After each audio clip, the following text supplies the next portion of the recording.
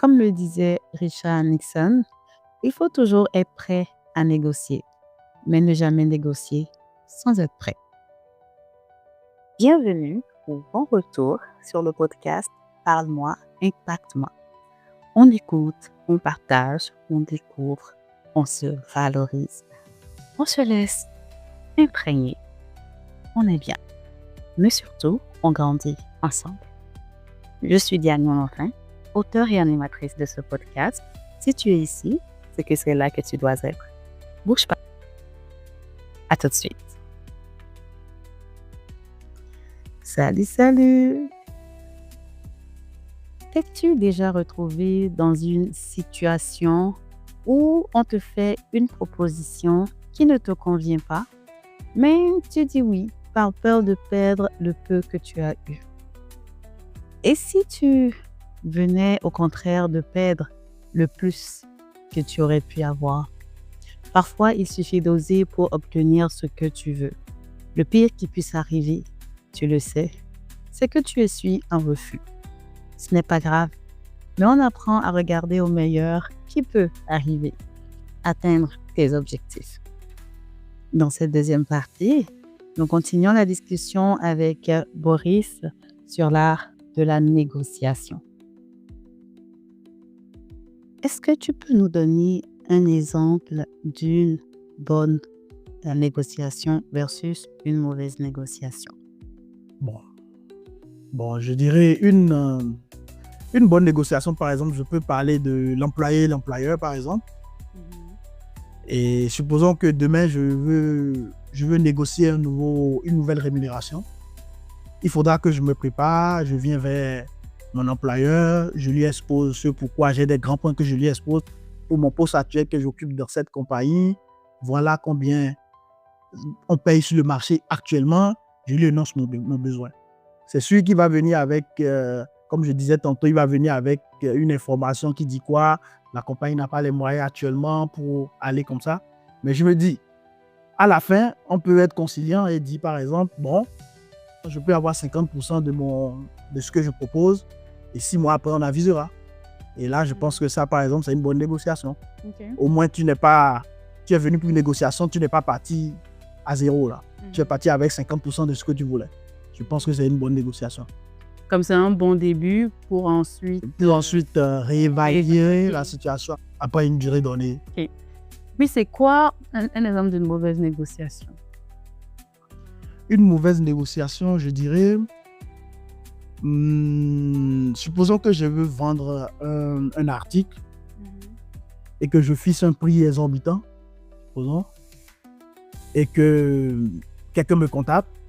Il commence par négocier et que je ne suis pas prêt à la conversation et peut-être que je quitte la conversation par exemple.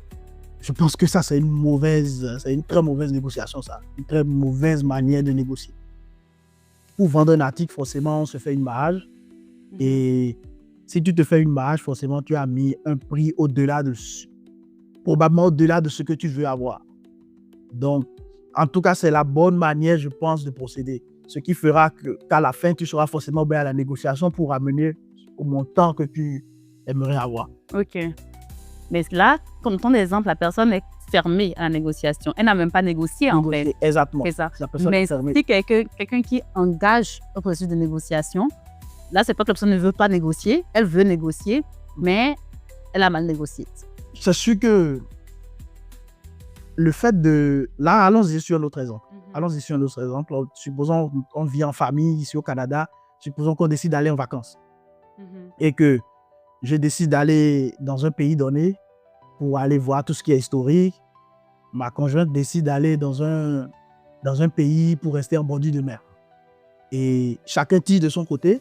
On n'arrive pas à décider réellement, à faire vraiment un choix. Et on ajoute la discussion. C'est sûr que tout le monde sort frustré de cette discussion. Et s'il y a des enfants, c'est que les enfants sont frustrés également. Et ça, on va plus nulle part. On va plus nulle part. Donc ça, je pense que c'est une mauvaise négociation là. Définitivement, ça, c'est pas une bonne négociation. J'aime beaucoup cet exemple-là. Ça montre aussi pourquoi c'est important de négocier dans d'autres contextes qu'un contexte d'achat, vente de produits ou de services. Exactement. Même dans notre vie au quotidien, avec les enfants, avec les conjoints, on est emmené à faire des négociations. OK. Je peux rajouter que négocier, c'est quand même une compétence très utile à avoir dans notre vie du quotidien, disons, dans notre vie du quotidien, dans notre vie de famille. Il faudra forcément trouver la bonne manière pour faire la part des choses et pouvoir avoir un consensus qui pourra avantager les deux parties. OK. Et si tu devais donner un conseil à quelqu'un qui ne sait pas comment négocier, qui hésite, qui prend souvent les choses comme on lui donne, même si la personne voudrait avoir plus, qu'est-ce que tu dirais à cette personne-là? Ok, si j'ai quelqu'un devant moi qui ne sait pas comment s'y prendre en négociation, bon, je lui dirais, tu sais, en négociation, il faudra d'abord avoir une confiance en soi. Il faut être vraiment confiant, il faut connaître ses capacités. Et en premier lieu, se préparer avant d'aller négocier. Je lui dirais, il faut se préparer, prépare-toi correctement, essaie de connaître comment tu peux toucher ton interlocuteur. Prépare-toi, arriver sur le champ de négociation, essaie d'être vraiment attentif, essaie de chercher des points forts qui vont te permettre soit de revoir ta négociation, soit de rester sur ton offre. Supposons si tu es sur le marché d'une offre, par exemple, de rester sur ton offre et de pouvoir l'argumenter plus. Donc, et après, d'être ouvert à revoir son offre, son plan établi au départ. C'est ça. Et je dirais qu'il faut déjà il faut que tu te lances. Je dirais qu'il faut que tu te lances et tu suis ces quelques lignes que je viens d'émettre et je pense que ça devrait aller. Tu parles beaucoup de préparation. Comment est-ce qu'on se prépare? Ok. Pour ça, je peux dire, comme je l'ai dit tantôt, lorsque je donnais un exemple, supposons que je vais négocier un salaire. Je me prépare en faisant quoi?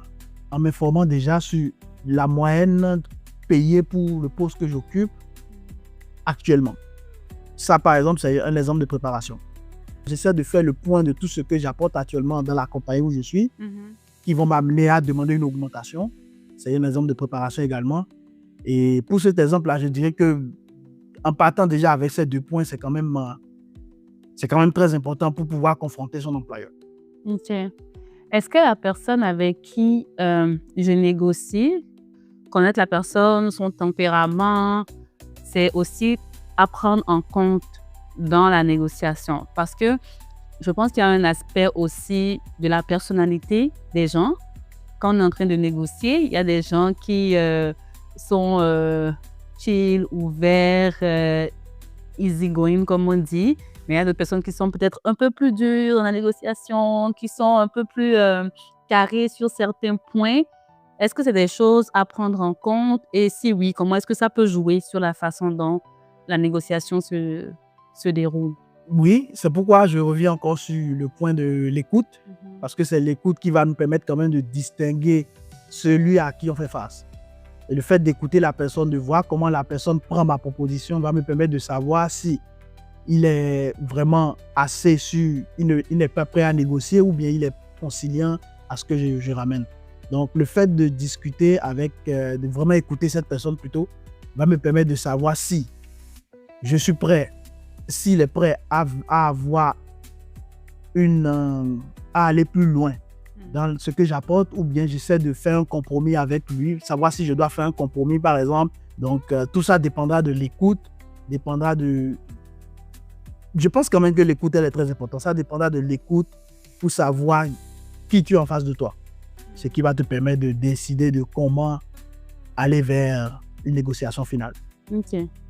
Donc, si je te suis bien, c'est aussi que ça se peut très bien qu'on est dans une négociation et qu'on ressorte que ce n'est pas exactement ce qu'on voulait, qu'on a obtenu, mais au moins, on a pu avoir un consensus, on a pu tirer quelque chose de cette négociation-là. Exactement. Donc, pour toi, c'est ça. Il faut, si tu vas négocier et que vous retenez les mains vides, ça c'est un flop. C'est pas bonne négociation. une bonne négociation. Donc le but, en fait, c'est de se lancer en se disant que, OK, je me lance parce que je veux quelque chose, c'est de tenir mon point, mais au pire des pires, il faut que je ressorte quand même avec quelque chose de plus.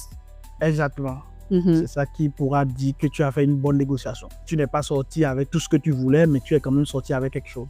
C'est ça. Ouais. Vaut mieux quelque chose que rien parce que tu as fait quand même un pas. C'est pour ça que c'est important de négocier parce que si tu ne négocies pas et puis tu prends juste ce qu'on te donne alors que ce n'est pas ce que tu veux, tu as perdu quelque part parce que si tu avais négocié, tu aurais pu avoir au moins un peu plus. Mais si tu n'as pas exactement ce que tu veux, les chances que tu aies un peu plus sont quand même plus élevées que tu ressortes de là sans rien de plus en fait. Oui, oui. Et au mieux, tu pourrais avoir ce que tu désires vraiment avoir si tu prêtes attention et que l'autre personne aussi est réceptive parce que ça dépend aussi de l'autre. On est dans une négociation, deux ou plusieurs. Donc, il faut faire le pas, il faut se lancer, comme tu as dit. OK. Bon, merci. On a quand même fait un bon tour. Et merci d'avoir pris le temps d'échanger avec nous sur ce sujet. C'était vraiment très apprécié, Boris. Et on se dit à la prochaine. Merci, à la prochaine. Alors, j'espère que tu as pris bonne note. Tu veux quelque chose, on t'offre moins, négocie. Fixe ta cible, donne tes arguments, rencontre les besoins de ton interlocuteur. Essaye d'arriver à un consensus gagnant-gagnant. Cette semaine, prépare-toi et lance-toi. Négocie quelque chose que tu veux vraiment. Et n'hésite pas à nous écrire pour dire comment ça a été. On te souhaite plein succès. Merci d'être là. Dieu te bénisse. À la prochaine. N'oublie pas de t'abonner et d'activer la cloche.